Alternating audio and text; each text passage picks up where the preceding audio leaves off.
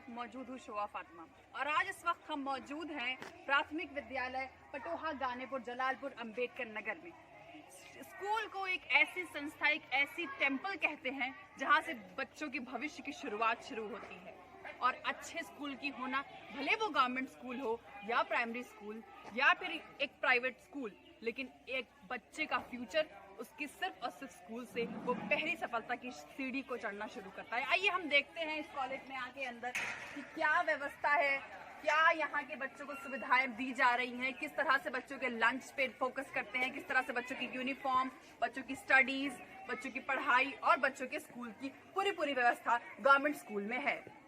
आप देख सकते हैं ये एक क्लास चल रही है इस वक्त, बच्चे लगातार पढ़ते हुए दिखाई दे रहे, टीचर भी मौजूद है।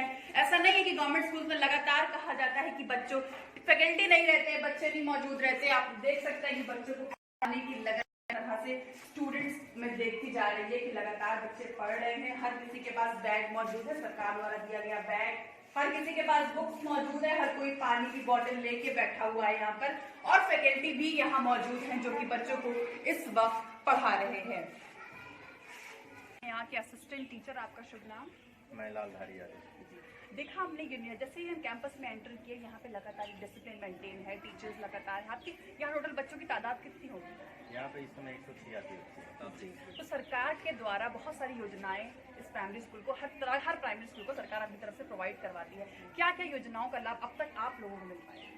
देखिए, जो सरकार की तरफ से योजनाएं प्रोवाइड कराई जाती हैं वो सारी मतलब लाभ तो विद्यालय को मिलता है, लेकिन जो विद्यालय की हमारी विशेषता है वो ये है कि हम सारे अध्यापक मिलके कुछ नया करें, बेसिक शिक्षा के क्षेत्र में कुछ नया करें। इस उद्देश्य को लेकर के हम लोग अपना काम करते हैं और हमारे प्रधानाध्यापक जी पूरी व्यवस्था को एकदम चुस्त बनाए रखते हैं। अनुशासन हमारे यहाँ बहुत अच्छा रहता है। हम सारे अध्यापक मिलके आपस में चंदा लगा के, चाहे जितना लग जाए, 1 लाख 2 लाख 3 लाख रुपए तक हम लोगों ने खर्च कर दिया विद्यालय में। बच्चों के बैठने के लिए हम लोगों ने डेस्क और बेंच की व्यवस्था की, LED TV की व्यवस्था की, एक क्लासरूम तक हम लोगों ने मिलकर बनवा दिया। तो सरकार द्वारा शुरू किया गया एक योजनाओं में से है कि मिड डे मील आप बच्चों को प्रोवाइड करवाते हैं, उसमें आप कितना सक्षम रहे? ये मिड डे मील हम लोग प्रयास करते हैं कि हमारी क्वालिटी अच्छी से अच्छी है। हम लोग स्वयं चखते हैं और बारी बारी से, किसी दिन हेड सर चखते हैं, किसी दिन मैडम जी चखती हैं, किसी दिन मैं चखता हूँ, और हम लोग जब चख लेते हैं उसके बाद ही बच्चों को खिलाया जाता है। जी, एक कोरोना काल एक बहुत ही मुश्किल वक्त हमारे बीच से गुजर रहा है, इनफैक्ट अभी भी गुजर ही रहा है। तो उसमें आपने बच्चों के लिए, गवर्नमेंट स्कूल है तो आपने क्या व्यवस्था बच्चों के लिए रखी कि बच्चों की पढ़ाई में कोई बाधाएं ना आए? हम लोगों ने प्रयास किया था कोरोना काल के दौरान कि बच्चों को ऑनलाइन शिक्षा प्रोवाइड कराई जाए, लेकिन उसमें बहुत सारी खामियाँ थी। जैसे बच्चे गरीब परिवार से थे, 2-4 बच्चों के गार्जियन के पास मोबाइल थी, तो हमने प्रयास किया। उसके बाद फिर बाद में मोहल्ला क्लास चलाए, मोहल्ले में जाके हम लोगों ने बच्चों को पढ़ाने का प्रयास किया। समस्याएं तो बहुत थी, लेकिन प्रयास हम लोग जारी रखे। एक सरकार की योजनाएं हैं कि स्टूडेंट्स को पढ़ाई के लिए बुक्स और यूनिफॉर्म वो भी सरकार प्रोवाइड करवाती है। क्या वो सारी सुविधाओं या पूरी सुविधा आप तक पहुंच पाती है स्टूडेंट्स के यहाँ? हाँ जी, बिल्कुल।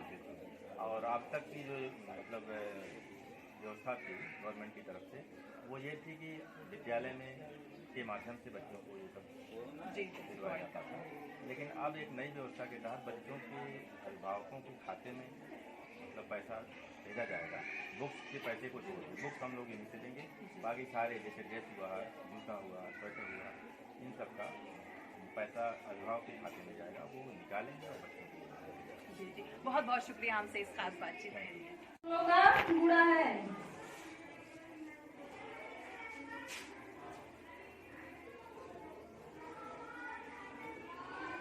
इसमें हम पहले क्या करेंगे? 8 से गुणा करेंगे सब में। 8 पंजे 40 के सुन, 8 चौ 32, 32 4 36, 36 के